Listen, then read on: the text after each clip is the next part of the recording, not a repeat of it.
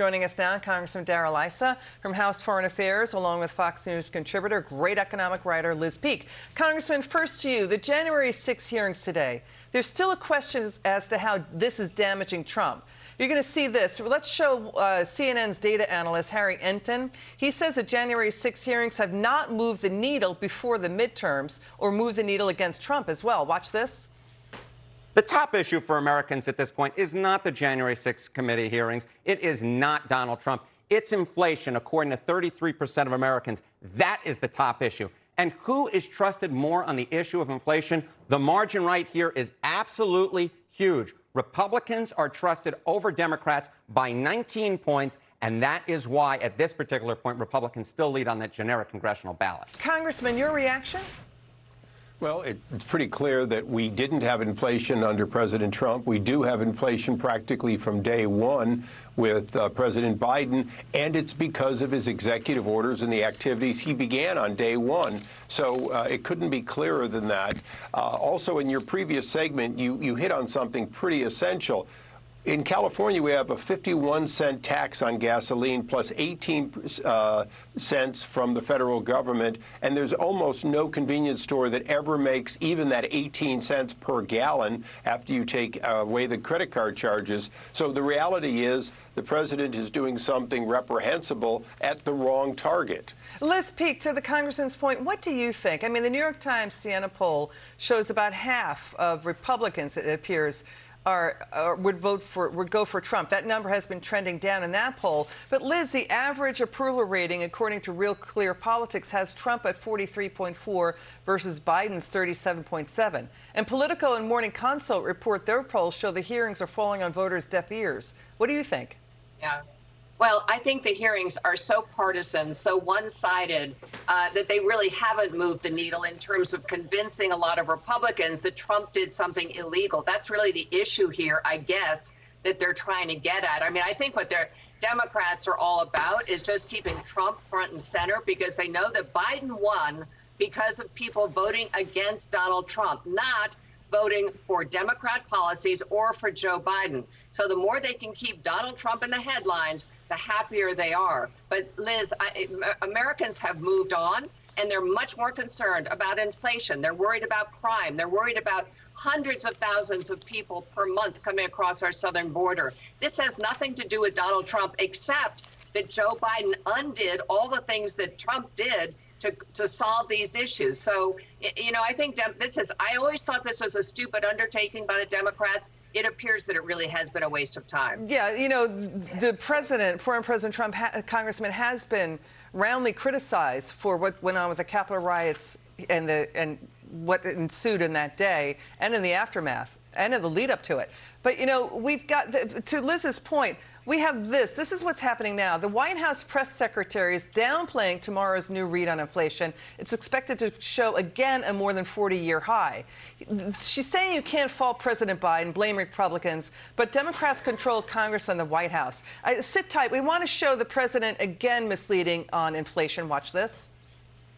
We're suffering from inflation imposed as a consequence of what's going on in Ukraine, but we have the lowest rate of almost every major nation in the world. Okay, that's not true. U.S. inflation is higher than Europe and Asia. What do you say, Congressman? Well, it won't be higher forever because the reality is we're going into a recession, and the Fed is at the same time tightening monetary policies. And these are all things that the president is counting on. He's counting on beating inflation. The only problem is he's going to beat it with a severe recession. That's bad economic policy.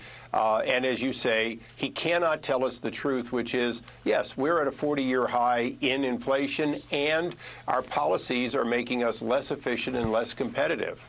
You know, to the congressman's point, the Kansas City Fed president, Liz, is saying, listen, inflation was running at around 2% when you average it out every year since 1991, and now it's quadrupled. Jerome Powell, Fed chair, is saying inflation is a greater danger than recession. And economists are warning the Fed's raising interest rates are not going to bring down gas prices or fix the supply chain. And China and Russia would love to see the Fed cause a recession to discredit the U.S. And in fact, wait till China begins to roll again. I mean, we are blessed right now with the fact that China has this zero COVID policy, which is dumbing down their growth and their demand for oil. Oil could really go through the roof if China gives up that policy or begins to accelerate in terms of growth. Look, the reason Joe Biden is going right now to Saudi Arabia because he's desperate to have OPEC begin to pump more oil because we have a basic demand imbalance. Why do we have a demand imbalance? Because the United States is sitting on our vast oil and gas resources. And guess what, Liz? American voters know this. When you poll not only about inflation, but the causes of it, they are spot on. They blame Biden and they think the energy policies are ridiculous, and they are.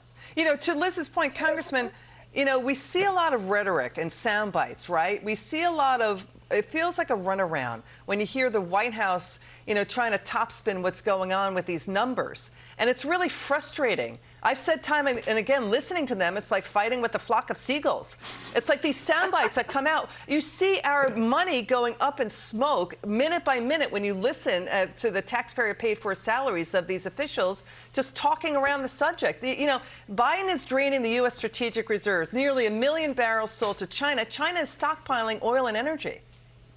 Well, you're exactly right. And look, the important thing is, where is the American voter? The American voter wants to make things. They want to make them in America, and they want to employ Americans. And they're seeing the pipeline that was shut down. They're seeing the oil exploration that's not going on. They're seeing American jobs be put somewhere else. And as we speak, the president's heading off to Saudi Arabia asking them to produce what would otherwise be American jobs, which makes no sense at all to any American. And that's what it's all said and done. And when you ask why Senator Manchin is voting with Republicans so often, it's because the people of West Virginia are an energy-producing state where people want to work in America. Congressman, Liz, what the congressman said, it's such common sense.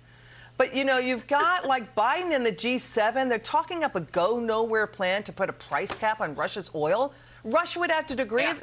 Russia would have to agree to that. So would China, India, and Turkey.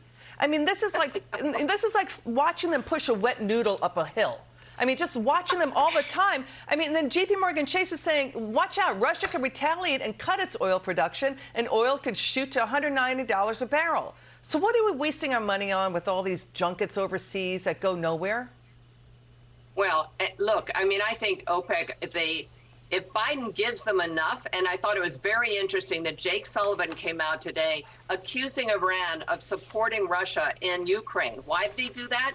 Because they're paving the way for a rapprochement with Saudi Arabia, and they hope very much to be paid back with increased oil. I mean, honestly, I just think everything they've done has been so incredibly backwards and nonsensical, Liz. I mean, it's depressing that we have right now, for example, the EPA threatening to impose ozone restrictions on the Permian Basin, where 43% of our oil and gas comes from. What in the world are they thinking? I mean, this is political suicide for Democrats. Are they not talking to the White House? Yeah. Do they not know that they're in trouble? It's amazing. Got it. Congressman Darrell Issa and Liz Peek, terrific to have you both on. Come back soon.